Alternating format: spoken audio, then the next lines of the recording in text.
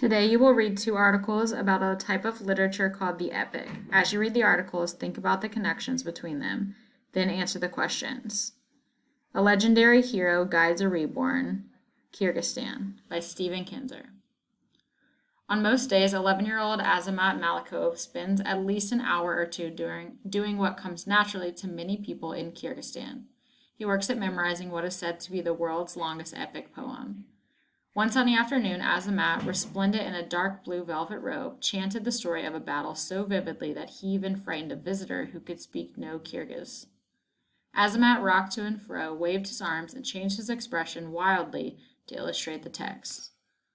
My grandfather asked me to please learn the Manas epic, Azamat said afterward. He told me that if I did, I would be a very good person. Scholars who have studied this epic call it as stirring as the Iliad, as episodic as Don Quixote, and as rich in moral guidance as the Gospels. It tells the story of an ancient hero who fought to establish and defend a homeland for the Kyrgyz people. His resolute commitment to virtue makes the epic a textbook of moral values as well as an enthralling story. It is also the main cultural treasure of the Kyrgyz people and has played a central role in their history. Lacking a strong religious or political tradition, the Kyrgyz use the legend of Manas to define their collective identity. It is what binds them together as a people, and some believe what has allowed them to survive while other Asian peoples have vanished into history. Although the Manas epic is many centuries old, it was first written down in fragments less than 150 years ago. It is a quintessentially oral work passed down across many generations by Manasjis, masters of recitation who chanted at festivals and other gatherings. Most of these Manasjis have been men and women with strong constitutions, able to go on for hours or days at a time and often slipping into a kind of trance as they chant. Because there has never been an authoritative text, each Manasji can weave in original lines and even episodes and characters. The greatest of them are revered as prodigious creatures of their own right. Over the centuries, they have forged a culture of memorization that is as strong as any in the world. Perhaps because the Manas tradition is oral rather than written, it has proved impossible to suppress. Tsars as conquerors and later the Soviet authorities sought to manipulate its message of Kyrgyz self-determination, but the tradition is thriving today, thanks in part to the Kyrgyz authorities. Since Kyrgyzstan emerged from the debris of the Soviet Union in 1991, its educational system has been in ruins. The authorities have decided to concentrate on an elite of talented children and have opened up several schools for them. Most of them, like the Miram School in Osh, the second largest city in Kyrgyzstan, offers courses on the Manas legend. Miram's pupils are selected from among the gifted and ambitious. Most come from poor families. Once accepted, some choose to learn ceramics, computer technology, or other skills, but the group that concentrates on Manas has a special cachet. For us, Manas is not just about history, says the school director, Sarakan Usupova. It teaches the importance of being good. Naturally, these kids are excited to be the center of attention when they perform at weddings and parties. They take their competitions very seriously. But this is not really about show, Miss Yusupova says. It's about teaching moral principles for the present day. No child who studies Manas will ever grow up to be dishonest or negative or unproductive. The eponymous hero of this epic is described as a towering figure who could uproot any tree and hurl boulders from the heights of the Tian Shan mountain range. He vowed at age 12 to free his people from oppression and lived a noble life until he was treacherously killed.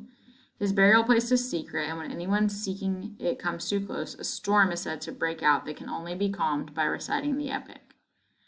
No one knows when the story was first told. Kyrgyz clans moved into the territory they now inhabit following epic battles in the 9th century, and feats performed then may have been the basis for some episodes.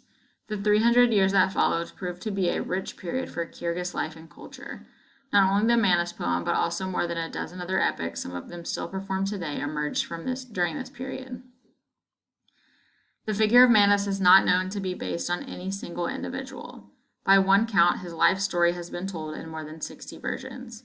Parts of the original text has undoubtedly been lost forever, but scholars say more than 500,000 lines survive. That would make this epic more than 30 times as long as the Odyssey. No definitive version of the surviving epic exists, but the government is collecting material and hoping to publish one in the next few years.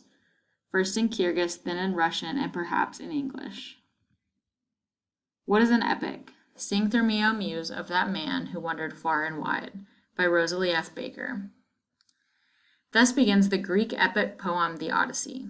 Homer, the ancient bard, to whom this world-renowned poem is attributed, followed the accepted practice of poets throughout the ancient Greek world, when in the opening lines he acknowledged his need for inspiration. Such an undertaking required that he asked the goddess of eloquence and epic poetry for help. The goddess's name was Calliope, but ancient poets always referred to her as Muse, for she was one of the 9 goddesses known as Muses who promoted and patronized the arts and sciences. The Iliad and the Odyssey, the 2 epic poems credited to Homer, became the models for the epic style. Originally, epics began as verses recited orally by bards. Often these professional poets sang the verses to the accompaniment of a musical instrument called the lyre. The tales were passed from generation to generation, with each bard adapting them to suit the times. Gradually, grand poems encompassing these tales evolved, and eventually the epics were written down. In ancient Greece, schoolboys had to memorize the Iliad and the Odyssey, and throughout the ages, teachers and philosophers have included these epic poems in their curricula. By definition, an epic focuses on a national hero who performs incredible feats. The tale is historical, legendary, or mythological, or a combination of the 3.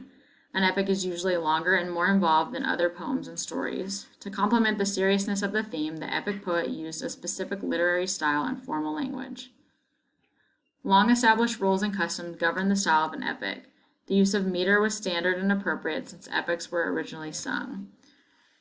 The rhythmic qualities of the various meters is particularly suited to this type of literature, and epic poets choose their words carefully to describe specific actions and sound effects. Sound was extremely important to the epic as it could be used to convey the mood of the speaker or heighten the dramatic effect of the passage. Figures of speech, especially simile, metaphor, and allegory, are used throughout.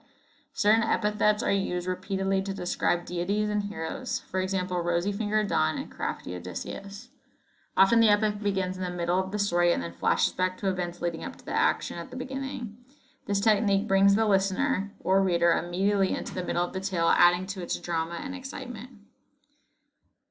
Typically, an epic contains scenes and passages that by themselves are short stories. Modern writers, artists, and filmmakers often use passages and phrasing from these colorful scenes in their work.